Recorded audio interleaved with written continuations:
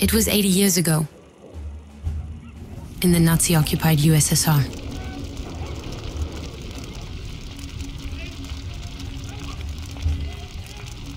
The entire village was set on fire. They burned everything. From 1941 to 1945, Hitler's troops and their European allies committed countless crimes against civilians. They threw us out and set fire to everything. They killed my father. We were left alone. That's where they burned them alive. Mass crimes on an unimaginable scale.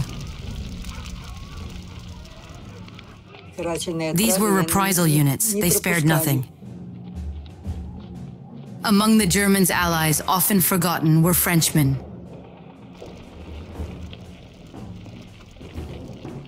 They belonged to the LVF, the Legion of French Volunteers Against Bolshevism. They too took part in the crimes, and their story has never been told on television. One of them, this man on the right, is named Ugo Ramacciotti. A volunteer in 1941, he kept a diary and filmed with his own camera.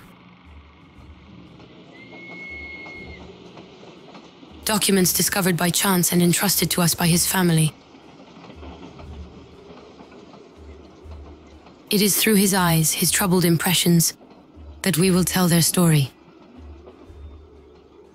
His testimony, exceptional and unprecedented, sheds light on the atrocities committed against ordinary civilians in the name of defending civilization.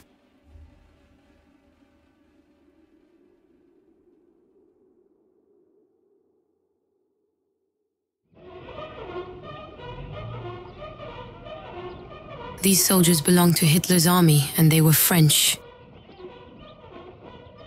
All volunteers. They swore allegiance to the Führer and wore the enemy's uniform. A tricolor patch sewn on the right sleeve.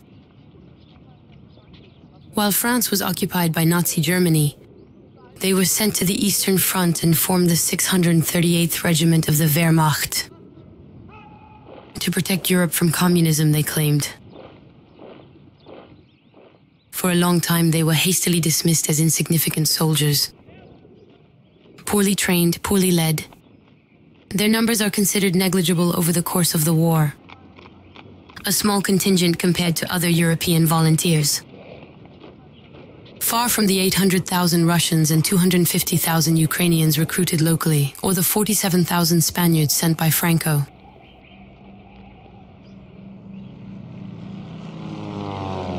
The story of these Frenchmen began in the summer of 1941, during Operation Barbarossa, when Hitler launched his army, 3.5 million soldiers, to invade the USSR.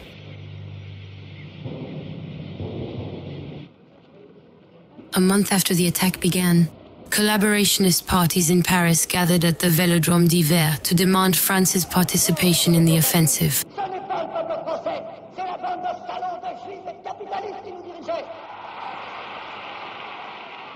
Let's be clear.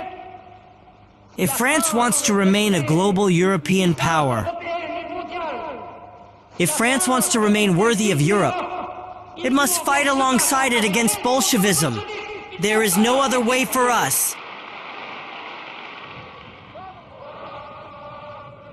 They were never part of the French army. The LVF was a private military association, organized under the 1901 law, supported by the German embassy, Pierre Laval and Marshal Pétain. You hold a share of our military honor, the head of state told them from Vichy.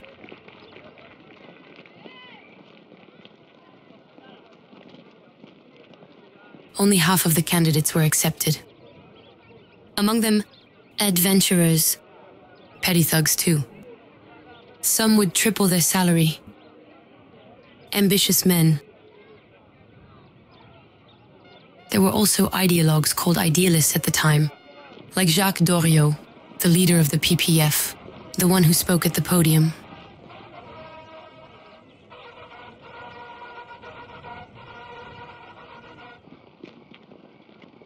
In the eyes of French public opinion, they were traitors. It was under the cover of night, almost in secret, that the first contingent left the LVF barracks in Versailles to go fight in Russia.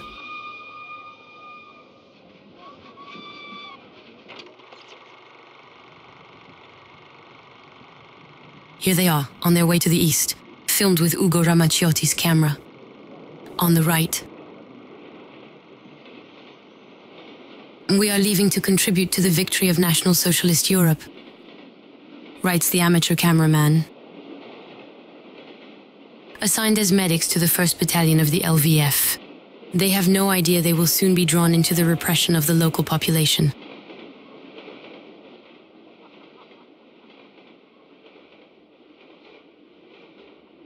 Within his own family, his commitment is not understood.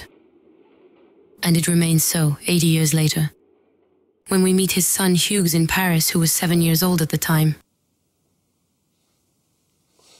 With him, we watched his father's films and read his letters, who died on the front in 1944.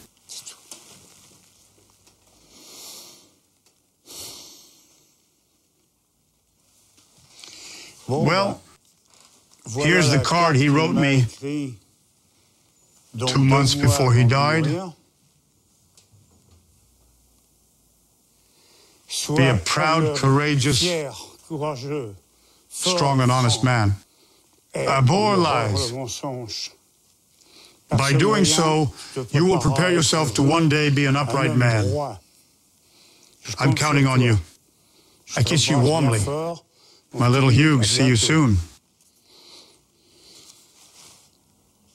You know, Marshal Pétain said, work, family, homeland. I wish my dad had prioritized family over his ideals.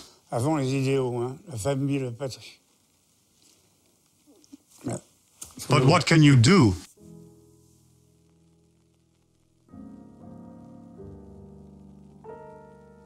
Ugo Ramaciotti, an atypical soldier in the LVF, full of contradictions. He was born in 1908 into an Italian family and spent his childhood in Egypt, raised in a Catholic school. Then he came to Paris to study at HEC and married a French woman, Anne, a small business owner in the coffee industry. He considered himself more French than the French themselves. France for him was everything. You have to imagine the disappointment, the catastrophe, when France lost the war against Germany.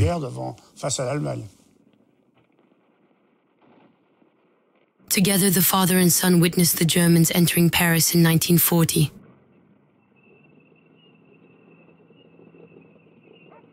While trying to cross Avenue Foch, we saw the German troops marching. I couldn't help but stick out my tongue at them. And my father scolded me, saying we'd get in trouble. But he felt the same as I did. It was awful for him to see that. Inexplicably, he would switch to the German side. They were magnificent. They were impressive. They gave the impression of immense strength. Huge.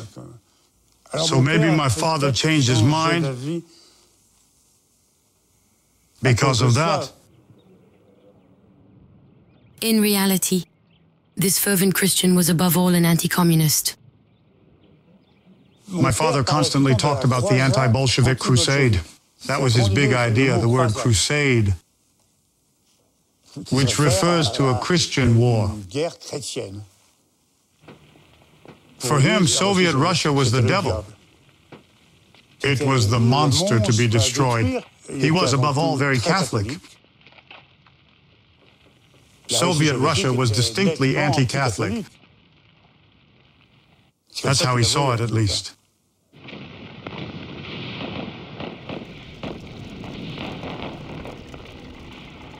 In December 1941, 3 months after his enlistment, Ramaciotti participated with the LVF in the Battle of Moscow, in -40-degree weather.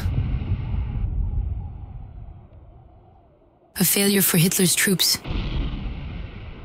And especially for these Frenchmen who approached the Russian capital but failed to break through.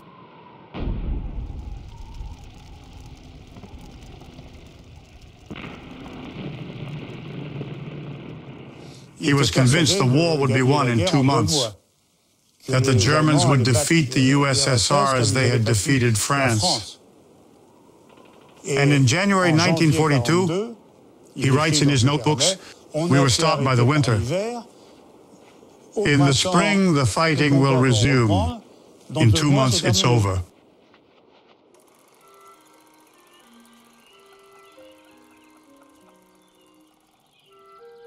But in the spring of 1942, nothing is over. On the contrary. And for the LVF, a new battle begins. Nothing like conventional warfare anymore. With his comrades, Ugo Ramazzotti is sent 200 kilometers behind the front. To Belarus, a Soviet republic conquered a year earlier by Hitler's armies. He settles in several villages, including Morovo, on the banks of the Berezina, not far from where Napoleon and his Grande Armée passed during the retreat from Russia in 1812. It's here, 2,000 kilometers from France, that everything will spiral out of control. The LVF's mission is to combat Soviet partisans, hiding in the forests around the village. Curiously, upon their arrival, the French are rather well received.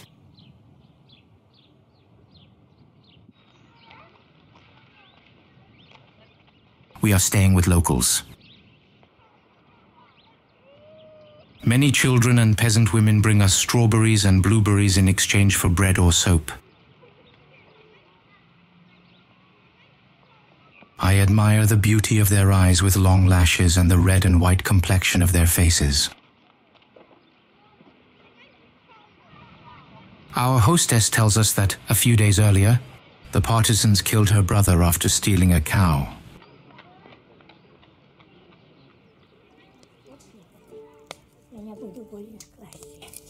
Since they took to the forests, the partisans have not hesitated to requisition food from the village. In Morovo, 80 years after the events, we meet Anna Petrovna, 12 years old at the time. For her, the arrival of the French in 1942 came at just the right time. The partisans had taken pigs and sheep from us. They had to feed themselves in the forest. That was before the French arrived.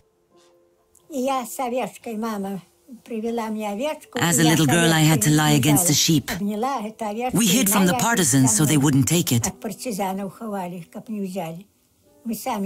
We slaughtered it ourselves to eat it. The French were kind. Too kind. If they could always be here, it would be nice. A well-understood interest that even touches some partisan families. In the neighboring village of Chernevichi, Irina Nikolaevna, though the daughter of resistance fighters, seems to appreciate some of the occupying soldiers.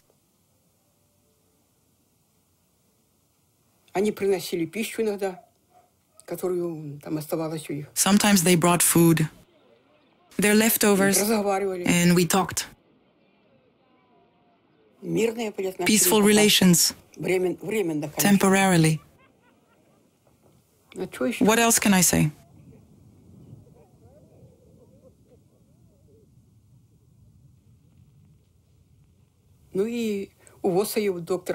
In Bosovo, there was a German doctor.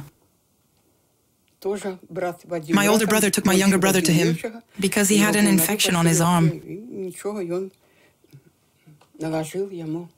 They put a bandage and ointment on it, and the arm healed quickly.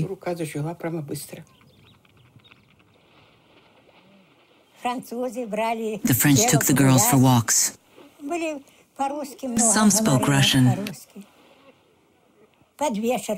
In the evenings, we danced. We rushed to these parties. They gave us harmonicas. It was nice. Almost a party every evening.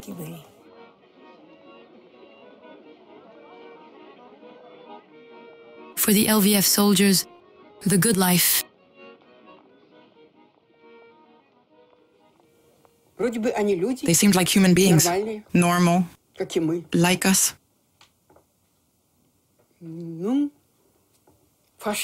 But fascists are fascists, and soldiers are soldiers.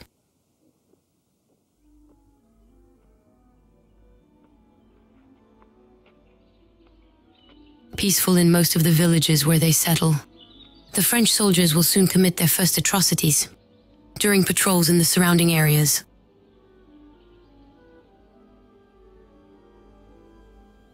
From the moment they arrived, the German command tasked them with hunting down armed bands that were multiplying attacks on communication routes, notably the road linking Warsaw to Moscow. Invisible enemies, knowing the terrain and threatening the occupiers at every step.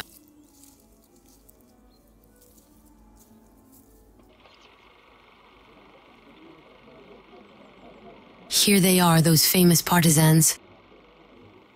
In Belarus, there would be 180,000 of them. These images reached us thanks to cameramen sent by Stalin. For the needs of Soviet propaganda. Authentic images. Perhaps a bit too cheerful, according to the accounts of witnesses we met in the former French zone. One of them is Goretsky Andrei Vitoldovich. He joined the partisans in the forest at the age of 15.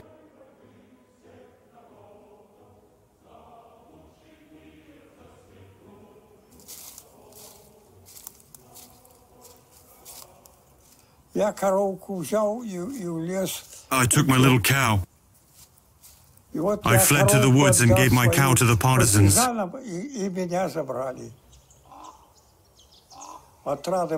They accepted me. I was in the Bolshevik group. There were nearly 400 of us.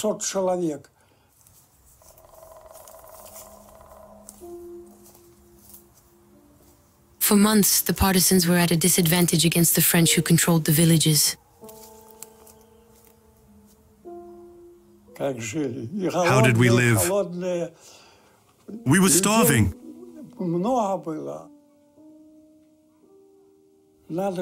We were cold. There were many of us. 400 people, you have to feed them.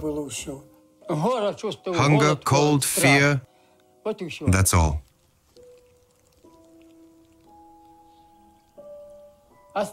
We went without food, without water.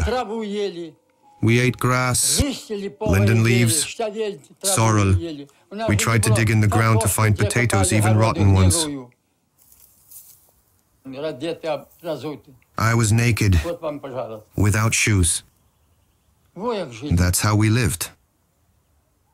What I thought, how to survive.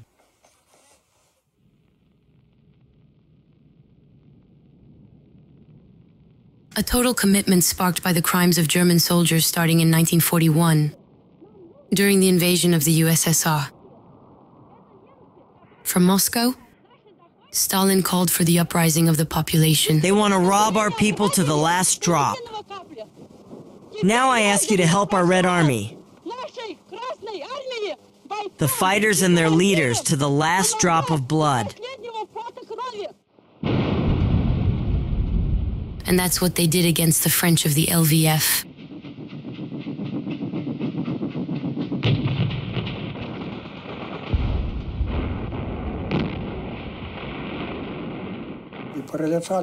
Planes parachuted weapons.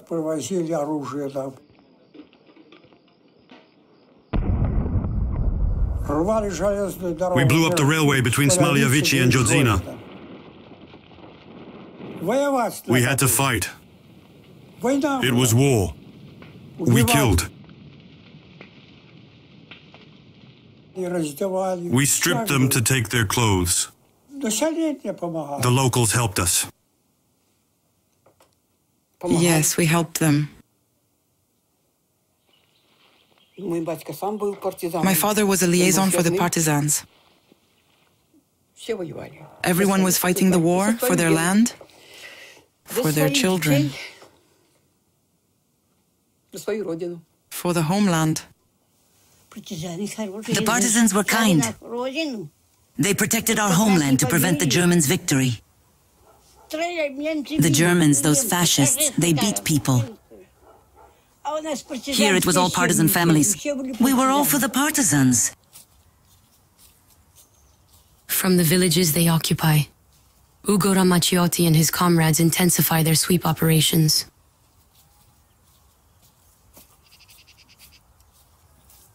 He films with his camera, sending the reels to his wife through military mail. And he recounts it in his diary.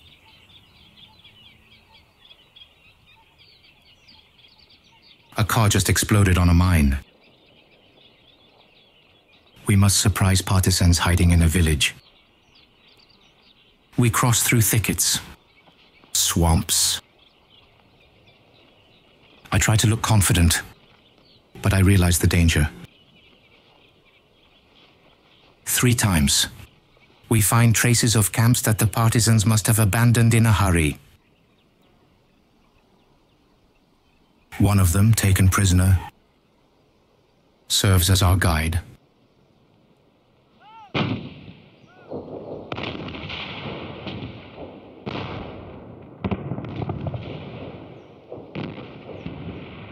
Disappointing beginnings. During combined operations with other German army units, they encircle villages considered hostile, where they believe partisans take refuge and feed at night.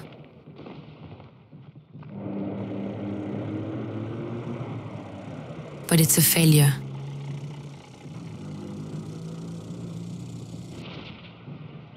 One of the peasants tells us the village was sheltering 200 partisans, but they retreated at 4 a.m. Fate seems to mock us, and I don't understand it. We show up in one place, and the partisans flee.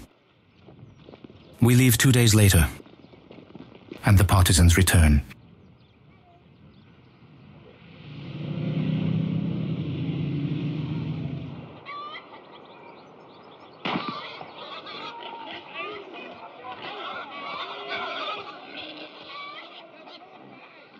It's during one of these failed operations that the situation spirals.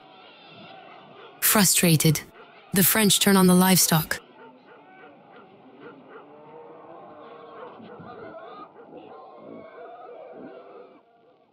The number of pigs and poultry slaughtered is unbelievable. All it took was a brief pause for the hunt to begin immediately. What the hell am I doing in this mess?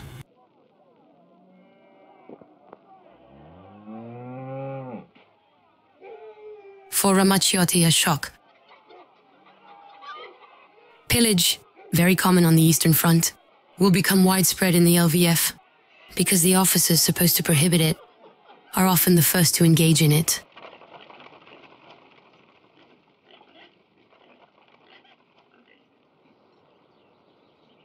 The captain is utterly foolish.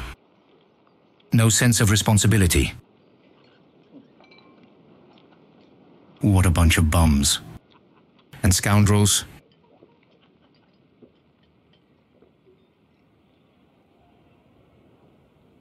Pillage.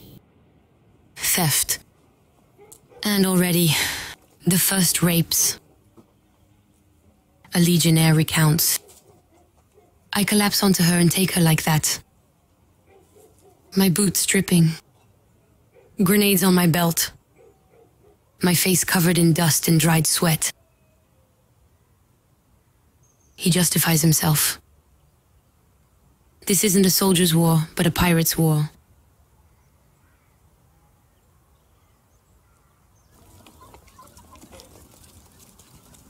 For now in Murowo, the residents continue to support the French, notably Anna Petrovna's family. A support they will pay for dearly. There were houses over there. Here was our house. And over there, Misha's house, the tractor driver. The partisans burned right here. They came and burned the house. The cows were burned. Maybe because the French were there. The devil knows why.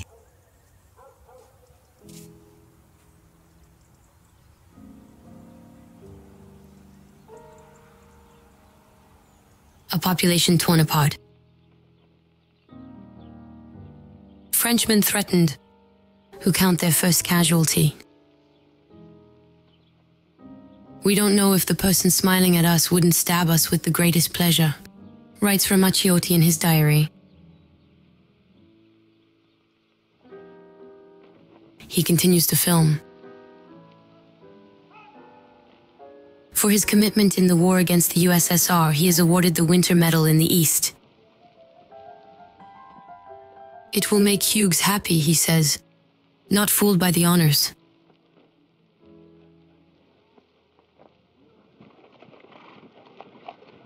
He now wishes to return to France, to reunite with his wife and son. But at the end of 1942, with the start of the Battle of Stalingrad, leaves are suspended.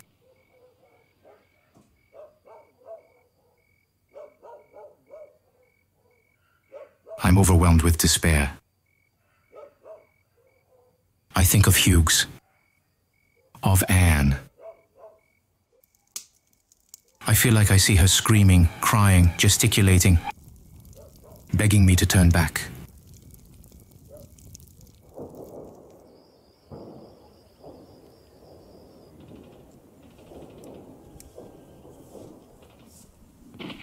It didn't match his ideals. He considers that in this LVF, there's a majority of thugs. It was more a gang than an army. For him, it was horrific.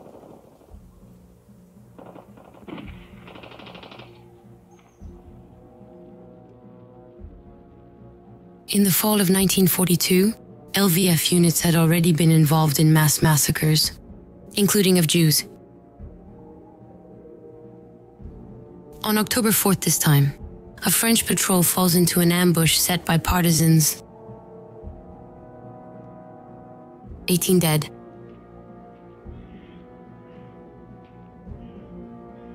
It had to happen sooner or later. The guys lie on the ground. 2 of them have their fingers cut off, probably for their rings. It seems the wounded were finished off by those bandits.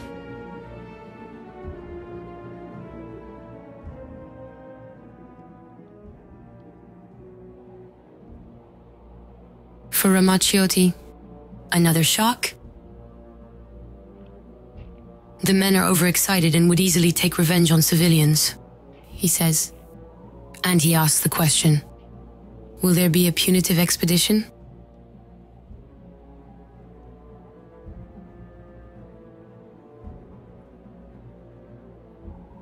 Since a German decree from May 1941, reprisals against civilians are authorized, and the choice of collective punishment is left to the judgment of officers. He knows no soldier can be prosecuted for actions against the population.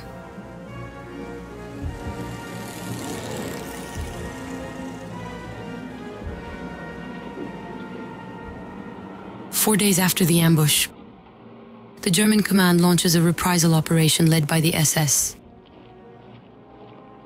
These are tough guys who leave little behind them, writes Ramaciotti.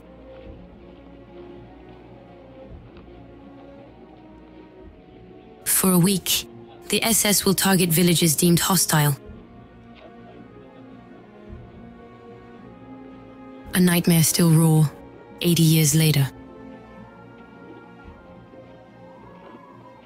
We were especially afraid of those wearing helmets.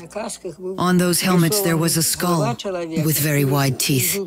It looked like a grimace.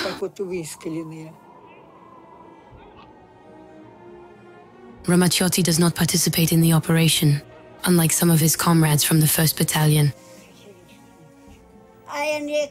They came from that side and burned everything. Everything!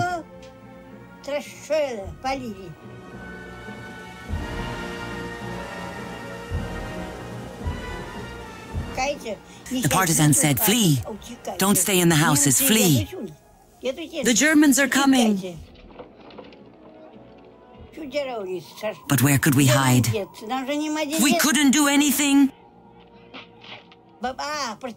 Oh, you're a partisan. Boom! They burned the house.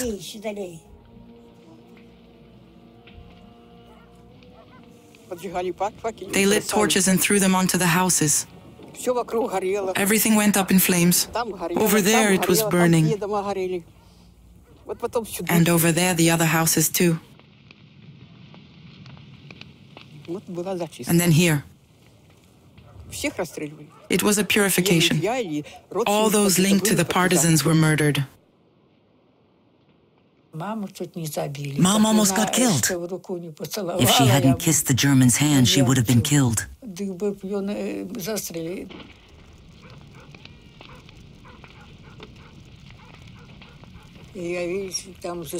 I saw the courtyard was full of soldiers. They asked, "Are the partisans here?" Dad said, "Yes, they came." Someone had denounced Dad because he was handling their weapons.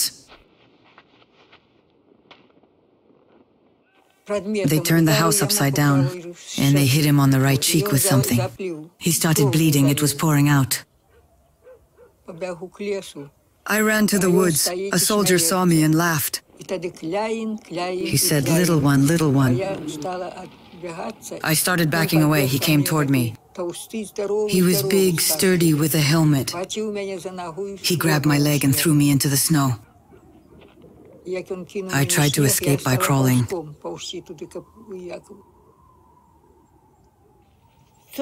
We didn't even have time to grab our clothes. I was all alone. I was little, only 7 years old. I was afraid of the Germans.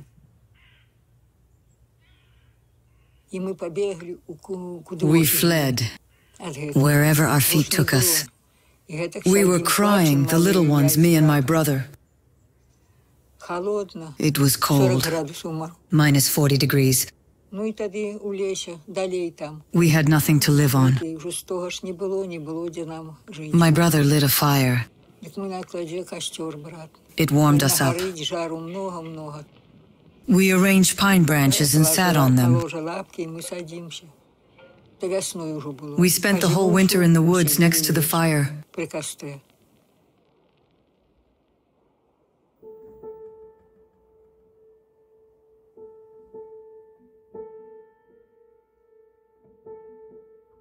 For the population, the ordeal began. Hundreds of people, perhaps thousands, will try to survive in the zone controlled by the French.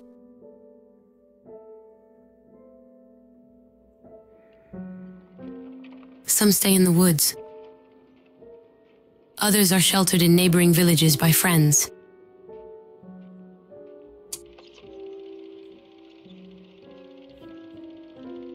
War crimes, which leave many French legionnaires indifferent.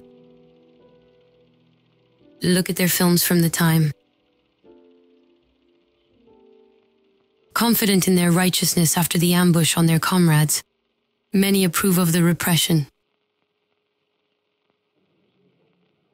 Ugo Ramaciotti himself does not object. The SS's cleanup operations were horrific, he writes. But these are the necessities of war, and I hope the region will now be calmer.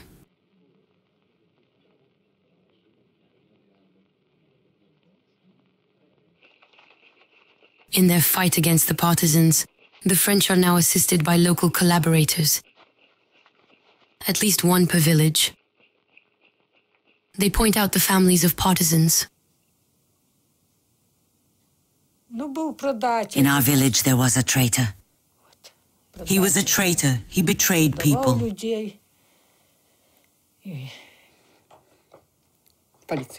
He was a policeman.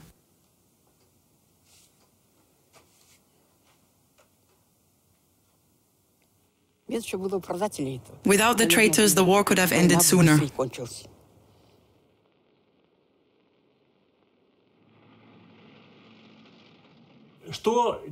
What did you do with the traitors? Us, the partisans, we killed the traitors. What else could we do?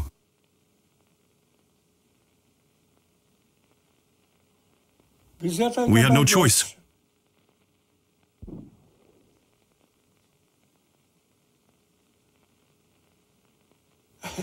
What else could we do? The country had to be liberated.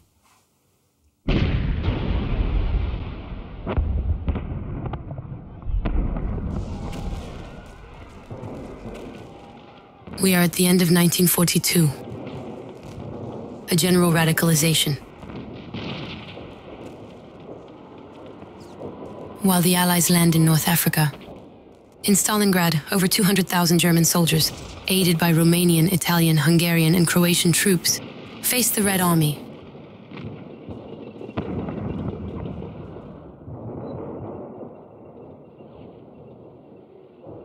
The LVF does not participate in the battle. Considered by the Germans as average quality soldiers, the French remain stationed in Belarus, 1,500 kilometers further west. Like the Russian, Ukrainian, or Baltic volunteers, they will continue to hunt partisans in the forests.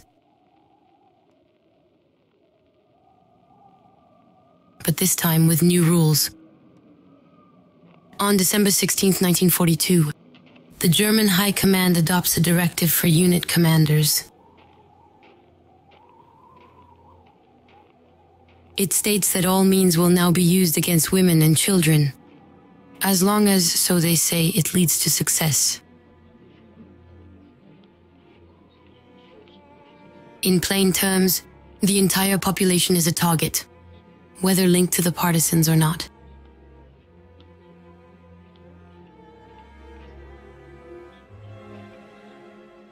Does this information reach them? Ramaciotti is worried about something else entirely.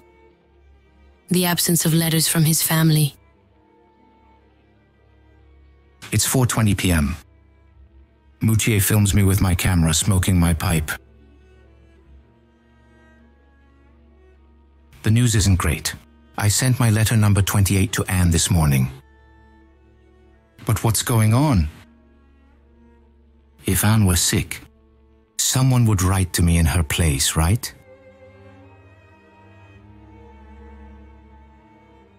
On the surface, he still believes. My confidence in victory is unshakable, he writes. In reality, he is full of doubt. One fact intrigues him about the continuation of their mission. The officers order them to no longer live in the same houses as the villagers. The civilians hosting us are forced to move elsewhere. The legionnaires are unhappy about kicking them out of their homes. What to do?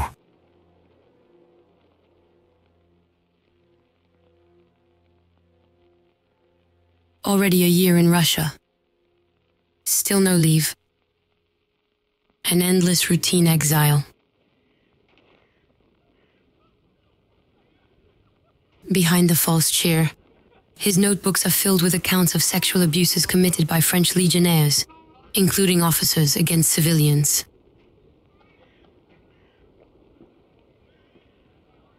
The men are at their breaking point, writes Ramaciotti. This legion is cursed. On Christmas Eve, he gets drunk with his comrades. May 1943 be the year of our victory.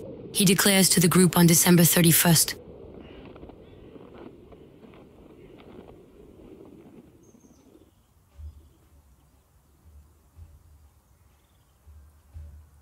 It will be the year of infamy. For on January 6, 1943, 6 months after his arrival in Belarus, Medic Ramaciotti must participate in an expedition against villages suspected of rebellion.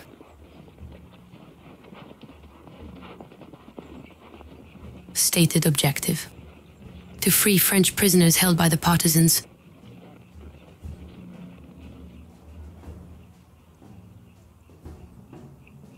In reality, his battalion commander wants to make an impact and terrorize the population, as the SS did 2 months earlier, by applying the new rules. A rapid cavalry unit, called the Shock Troop, was formed for the occasion. After some skirmishes with partisans in the forest, the column comes within sight of the small village of Sich. He brought his camera. I feel an indescribable anguish. This village will be put to fire and sword. The men have orders to shoot anyone they encounter, regardless of age or gender. These people are not responsible. And there are children.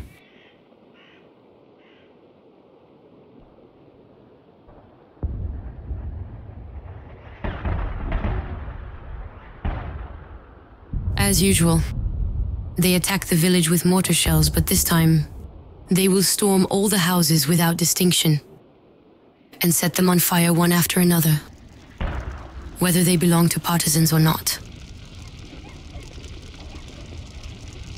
Ramaciotti takes a few nighttime shots, then horrified stops his camera. These other images were filmed by German soldiers during identical massacres.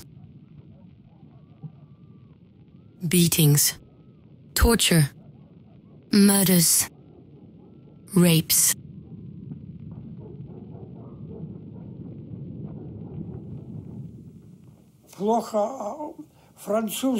The French were particularly cruel. They beat more people than the Germans. People were terrified of the French in charge of reprisals. We called them the Punishers, the Assassins. They raped women.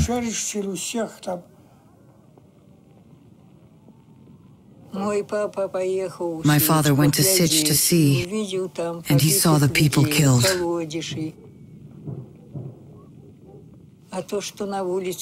He saw their charred bodies in the street. They threw the children into the well, along with the grandmothers. Dad saw how they pulled the bodies of young girls from the well. He saw all that. He came home with a fever.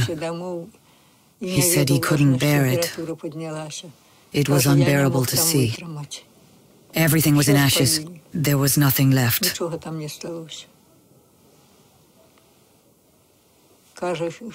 The children aren't responsible. What are they guilty of? Why did they kill and burn the children?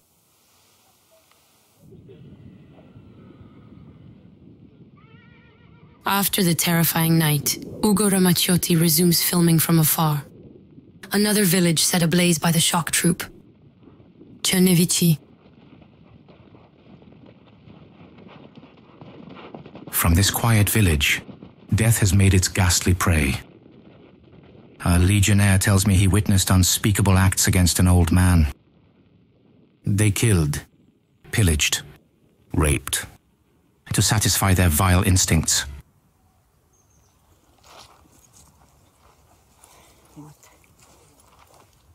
The residents were locked in the house. They killed them. They piled their bodies on a table. Among these corpses was that of my grandmother and my aunt. My aunt was 12 years old.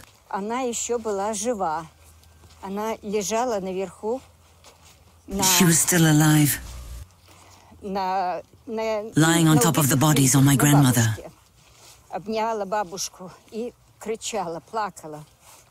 And she was screaming, she was crying. It's there, next to that tree. The house was there. They completely burned the house. And her, they burned her alive. Here's that stone.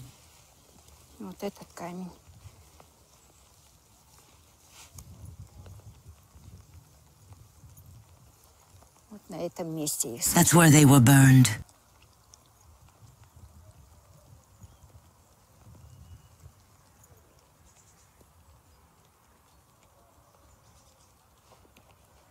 3 days later, the survivors gathered here and they found my aunt's leg, not charred. The leg was still in its boot.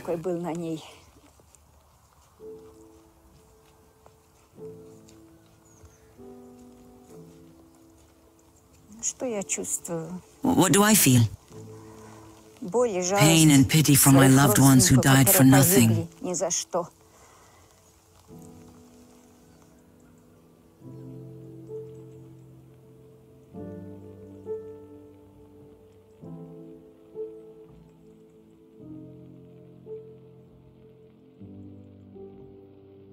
Back at his garrison village, Ramaciotti recounts the events to his comrades. He protests to one of the leaders, Warrant Officer Barbara, and writes in his diary. I am outraged. Barbara admits to having gunned down, with his soldiers, a considerable number of men, women, and children. But he hides behind the orders received. I don't hide my contempt and say that among the cavalry there are genuine bandits.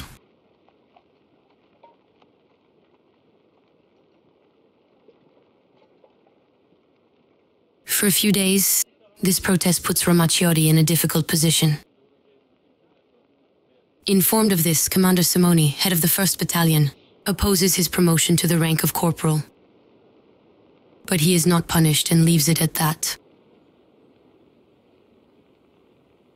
What happens after the Sich massacre? It's hard to know.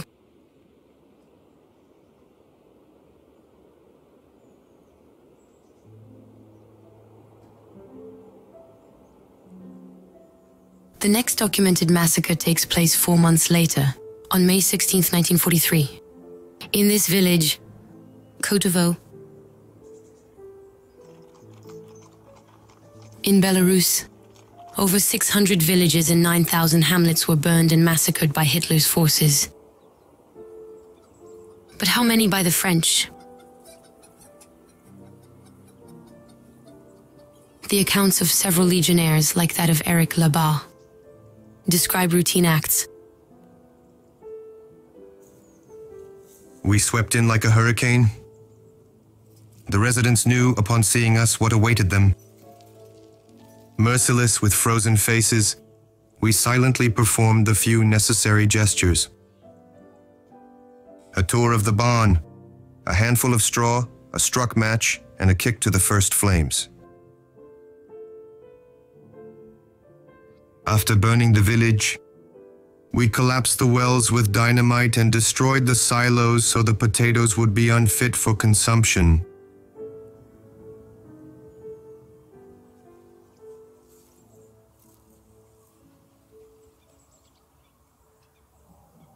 Bitter, Ugo Ramaciotti puts away his camera for good.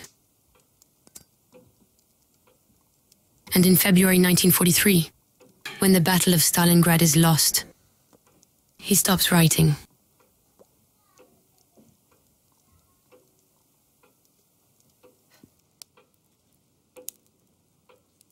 Last night, I had a dream that filled me with anguish.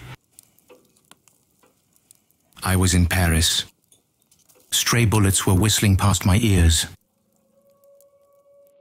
The civilians, overjoyed, were wandering the streets, and I felt the Germans retreating before the Anglo-Gaullist advance.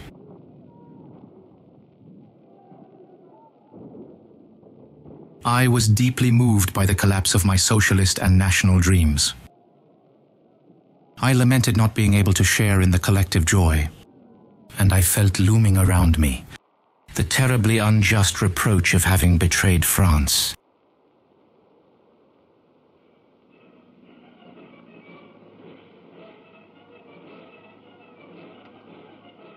In this premonitory dream, the contradictions of a man. In the name of his personal morality, he never stopped criticizing his comrades. He denounced their crimes. Yet he remains in the LVF. He was full of contradictions. In 3 years of war, he came back on leave twice. He came to see me in Brittany, and I heard my father say several times that he admired two kinds of people. Those who chose de Gaulle and those who chose the LVF. And in 1944, when people linked to the FFI tried to persuade him to change sides, offered him to join them, he refused, saying, "You don't abandon your comrades." I remember that phrase very well, said in front of me. You don't abandon your comrades. Yet he knew it was over and that he was going to lose.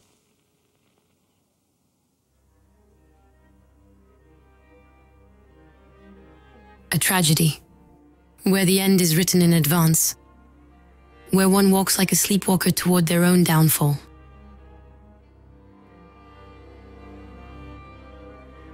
Ugo Ramaccioti's story ends in July 1944. Wounded on the front, he dies in a hospital in East Prussia, leaving behind his wife, Anne, and his son, Hugues, aged 10.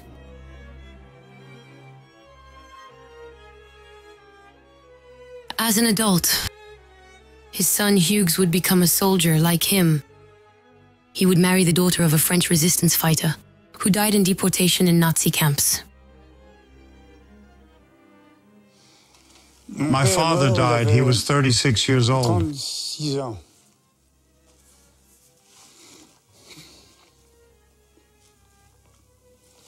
And often, I have a dream. I see him as if he were my son, and I scold him. I tell him, "What the hell did you go do there?"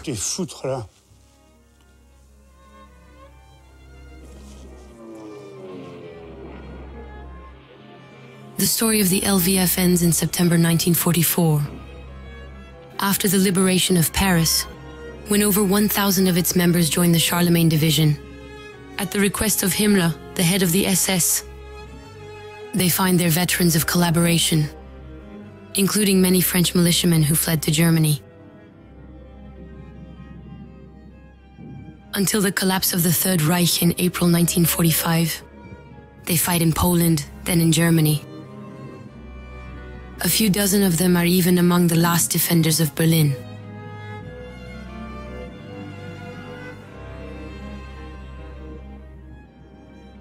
Captured by the Russians, most are held in captivity in the Soviet Union, then in France, before being amnestied in the 1950s.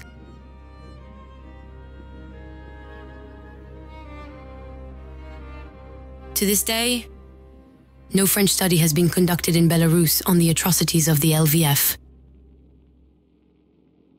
Forgotten massacres, overlooked by historians, and still burning in the hearts of Belarusians.